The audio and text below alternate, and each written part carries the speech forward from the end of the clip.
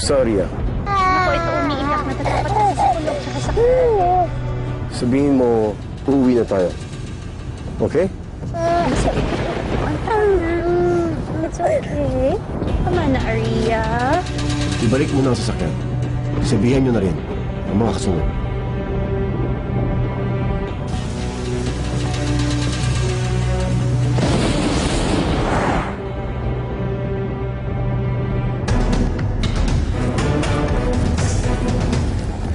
Anand, natatakot ako.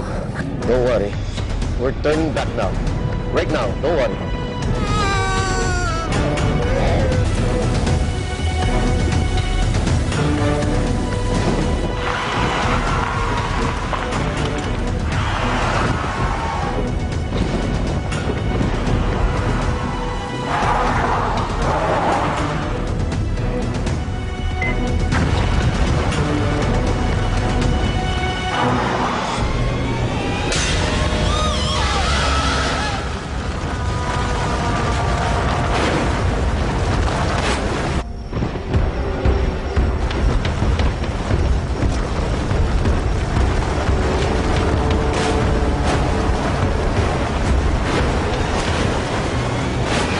Ginawa na po namin yung lahat, pero hindi po talaga. Walang titigil sa paghahanap!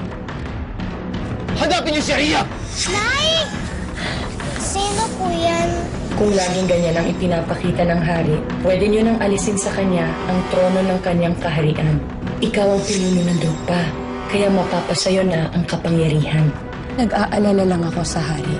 Hindi ba dapat mag-alala na tayo sa katinuan ng pag-iisip niya? Kailangan na sigurong magpasya na kayo at makialam upang... Bihati! Upang ano? Tanggalin ako bilang hari? Yung bang sasabihin mo,